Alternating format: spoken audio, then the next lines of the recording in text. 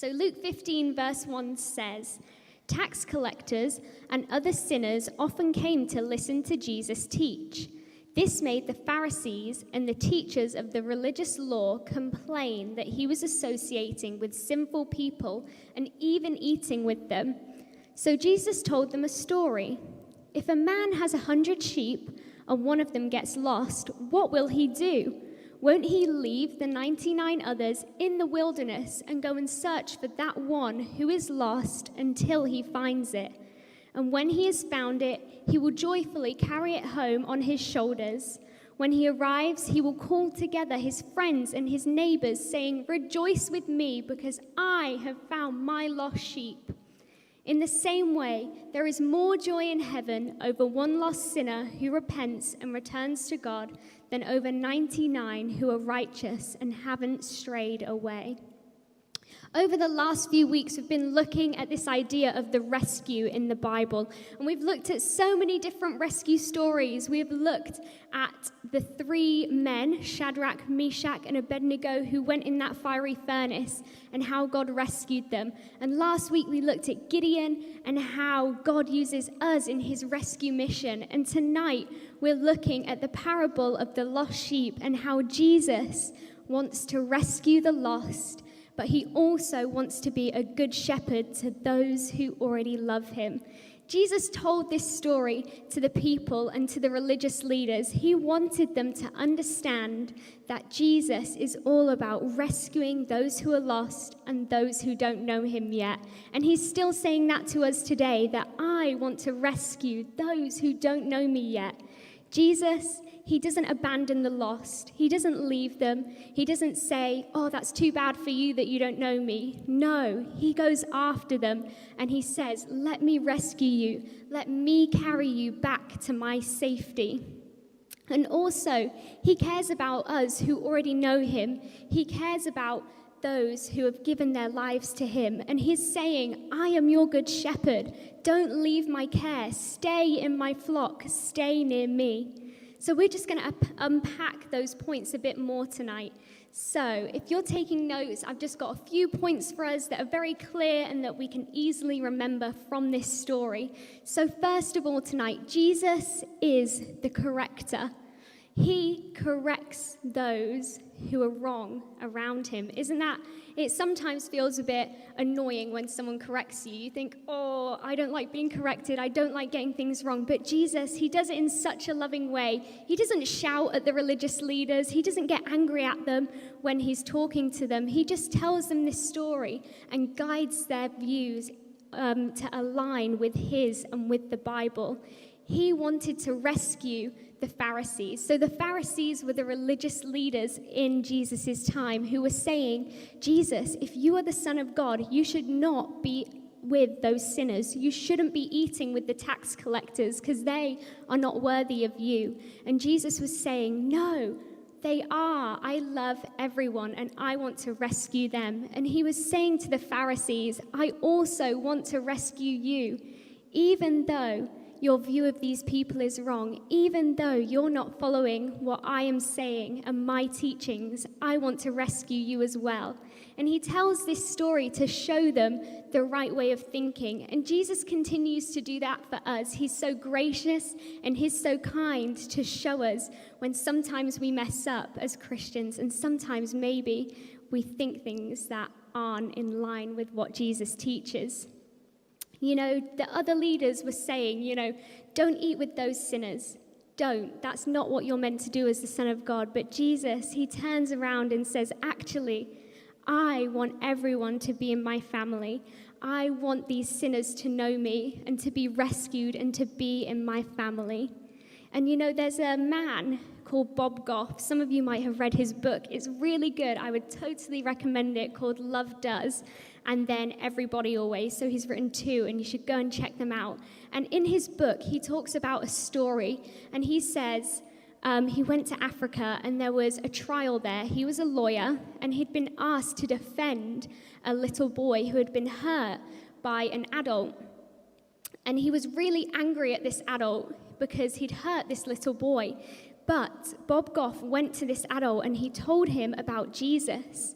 And Bob Goff was saying that as a human, I thought, this man, he doesn't deserve to go to heaven. He doesn't deserve to know Jesus. That's what his human mind was thinking. And maybe sometimes we think that as well, that some people, they've messed up so much that they'll never know Jesus. They'll never be able to find him. But he says that God spoke to him that day and said, Bob, even though this man has hurt people, even though he's messed up, I love him. And if he turns to me, he will be in heaven. If he turns to me, he will be with me for eternity. And God is still saying that today. He's correcting our view that actually the rescue is for everyone. Even if our friends are far away from Jesus, even if our family don't know Jesus yet and do things that we think are wrong, actually Jesus is saying, still tell them about me. This man who had hurt this boy, he deserved to know about Jesus. And Bob Goff told him about Jesus and about the great rescue mission that Jesus was on. And that man, he turned to Jesus. He said, yes, I want to know Jesus. And Bob Goff read through the whole Bible with him so that this man could know who Jesus truly was. Isn't that amazing to know that as humans, we are able to put our views aside and say, this is what Jesus says. Jesus says you deserve love and you deserve to know him. And Jesus, he's correcting our vision and our view to be in line with his rescue mission. There are so many lost people in this world. There are many, many people who are like the lost sheep in this story. And Jesus, he's saying, I want to know them and I want them to be in my family. So Jesus, he corrects our view. He is the corrector. Jesus, he is also the shepherd. So this is the main point of the story. Jesus talks about a shepherd. And these days, being a shepherd, just a shepherd, is not so common. I don't know anyone who is just a shepherd. Does anyone here know any shepherds? I don't think so. Nope, no one knows any shepherds. I know people who own a farm, but I don't know a shepherd. But in Jesus' day, a shepherd was like a common job. Like there were a lot of sheep because they lived on the land. There were a lot of shepherds. And actually in Israel, there are still quite a lot of shepherds. It's more common over there than here. But I think sometimes what we fail to see is that actually being a shepherd is a full-time job. You know, it's not like shift work where you go to Budgeons for a few hours and then you come home, or you work for the church, you go into the office and come home. Being a shepherd is an all-the-time, constant thing.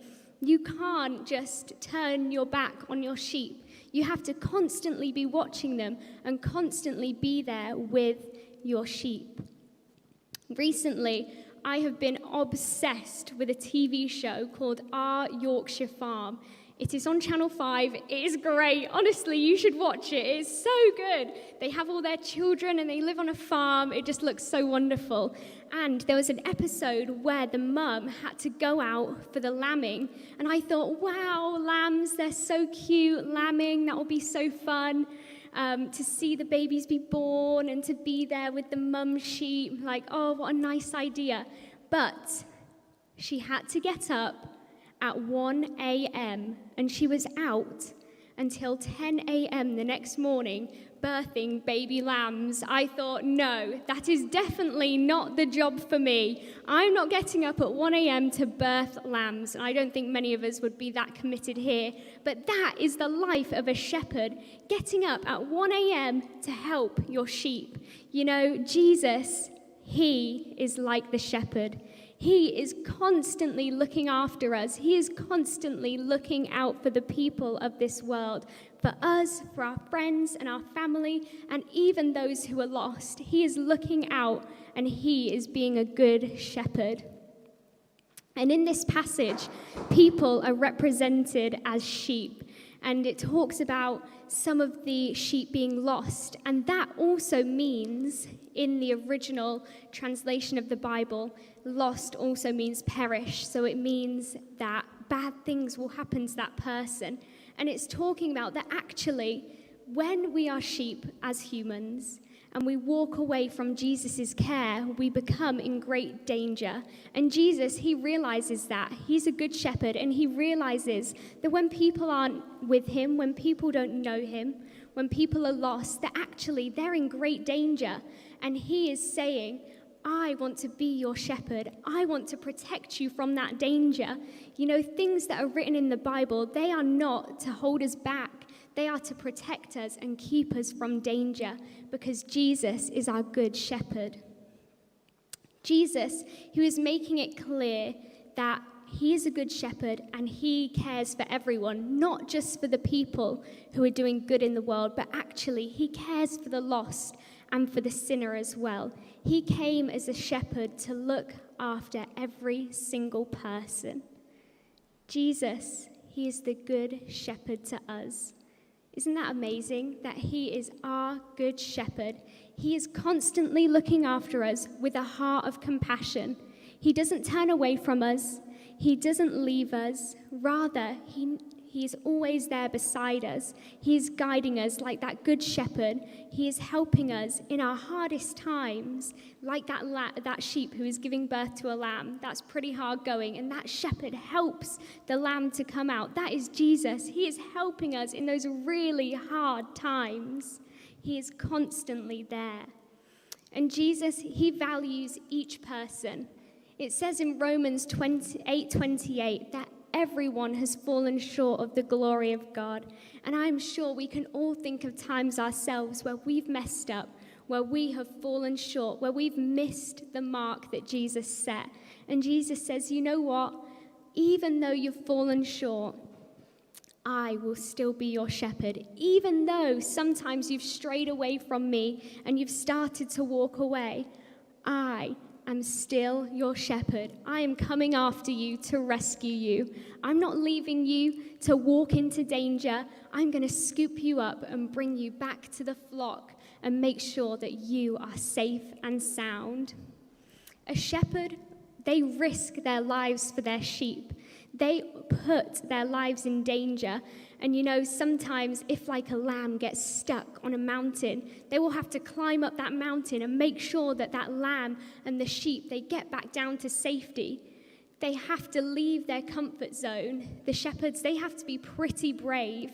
And that is what Jesus does for us. He risked his life and he left his comfort zone. He left everything. He left even his life. He died on that cross for the one who is lost and the one who is looking for him. Isn't that amazing? That Jesus would leave everything behind and die in our place because he loved us. And he was saying, I am your good shepherd. And it's so important to remember that actually, at one point, we were all lost. We all didn't know Jesus at some point in our life. And actually, he was calling you that whole time. And he was saying, come to me, your good shepherd. And he's doing that for other people in this world now who are lost. So we, as believers in Jesus, can be encouraged when a lost person finally finds Jesus, just like we once did. So Jesus, he is the shepherd. And Jesus, he is also the rescuer. So we've been looking at the rescue throughout the Bible, and Jesus, he is the ultimate rescuer. Yes, God is interested in us who are already rescued. He loves us and he cares for us, but he is also still so concerned about those who are lost and don't yet know him. And Jesus, he talked about sheep quite a lot, actually. He likened humans to sheep often. And in John 10:16, he said this, there are other sheep who are not yet in my fold. And what he was saying is that, yes, I have so many sheep that I love. I am the good shepherd. I have rescued all these sheep like you and I. But there are still more people. There are more sheep out there in danger who need to know me. There are more sheep who need to be rescued. Jesus, he is concerned with everyone. He is ready to go after those who have gone astray.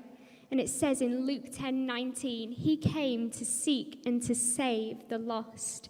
Jesus, he came to rescue. That was his mission. That was his goal, to rescue the lost.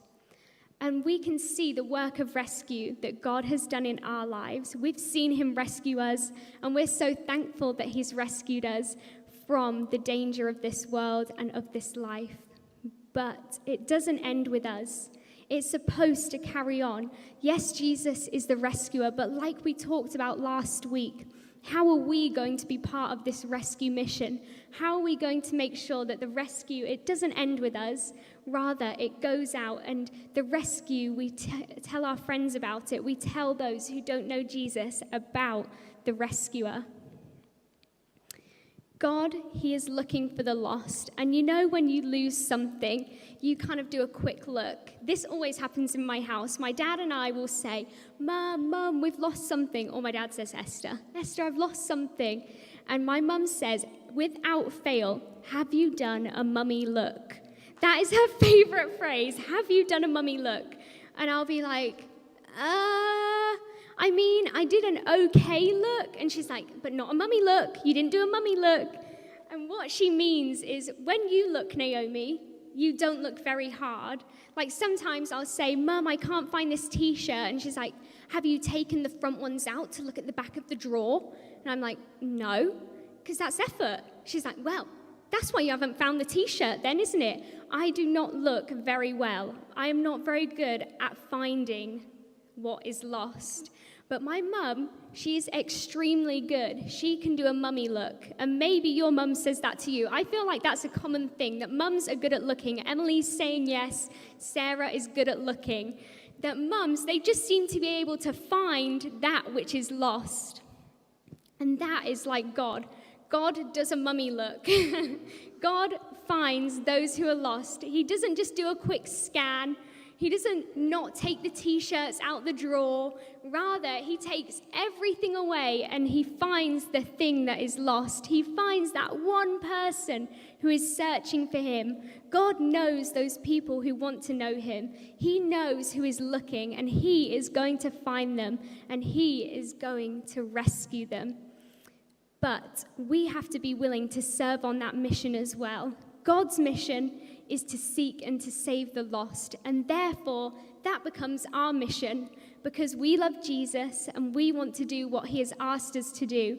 And he's saying, I want to rescue people. So that is your job as well, to go and tell people about me and about how I want to rescue them. And you know, sometimes that does mean leaving our comfort zone, just like Jesus did.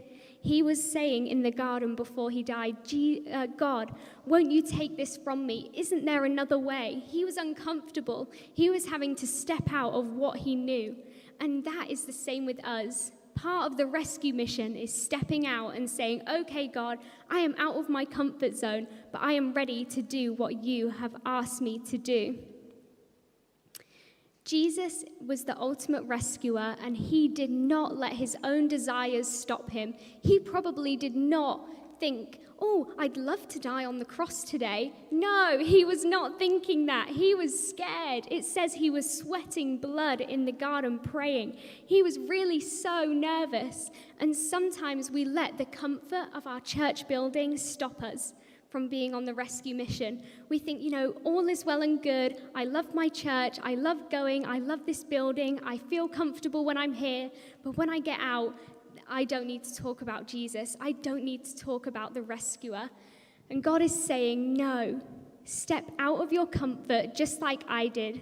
Step out of the comfort of church and share me. And we saw that in the Cars clip earlier. I said I was going to link it in. That, you know, McQueen, he wanted to win that race. He had this opportunity to cross that finish line and to win. And then he sees his teammate who is on the side, all bashed up. He's not going to even finish that race without McQueen's help. McQueen didn't let his own need to win stopping him from helping rescue that person on the sideline. And that is you and I. Are we going to put our own needs first, or are we going to say no? That cup is just an empty cup. That trophy is just an empty trophy. Rather, I'm going to go and help that person who needs rescuing. So Jesus, he is the rescuer. And finally tonight, Jesus is the celebrator. It says at the end of this passage that the shepherd, he carries the sheep home that was lost, and he says to his friends and his neighbors, come and celebrate with me. because I have found the sheep who was lost." Jesus, he celebrates when that one sheep comes home. He celebrates when the lost find him and are rescued. And it talks about him carrying that sheep home and how that must have been such a heavy weight upon his shoulders. I am not very strong. I often think that would be like Olivia trying to piggyback Dylan. Oh, how did that end? Not very well. Dylan ended up ripping his trousers and Olivia was on the floor. So let's not try that again. That is what it feels like for this poor shepherd carrying a sheep for miles on his shoulders. It's like Olivia trying to piggyback Dylan. It doesn't work. This poor shepherd has this massive weight on his shoulders. But in the passage, it doesn't talk about him complaining. It doesn't talk about him being annoyed. Rather, he willingly carries that sheep and he is joyful because he says, "Look, I have found that which was lost." He went through the discomfort to get the person who needed to be rescued. And that's what we need to do as well. Even when it's uncomfortable, we can celebrate and have joy when we help those who are lost find Jesus. And we can celebrate with Jesus when people are rescued. So finally tonight, God, he has been rescuing people since the beginning. He rescued Adam and Eve when they turned from him and went into a life of sin. He reached out to them. He said, "I know you've sinned and you've messed up, but I still love you." He covered them and he recovered them. He made them whole again. He said, "Look, come to me and know me. Even though you're going to have to leave this perfect life in this garden, I still love you." And he is still rescuing today. So let's be encouraged that Jesus, he is the corrector, he's the shepherd, the rescuer, and the celebrator. And he is wanting us to be part of his rescue mission, and he is continuing to rescue the lost. So I'm just going to end in prayer tonight. Jesus, I just thank you that you are the good shepherd. Yeah, Lord, I thank you that you keep us safe just like a good shepherd does, and you watch over us all day, every day. And I thank you, Lord, that you are on a rescue mission. I pray for those who are lost, Lord, that you would find them and that they would seek you and find you as well, Jesus. And I ask now that you would give us the courage to be part of your rescue mission, that we would know that because you love people, we also should love people. And because you want to rescue them, we should also be willing to talk about you to them and help them find you. And Jesus, I just thank you for your kindness towards us, and I thank you that you celebrate when the lost come to find you. Amen.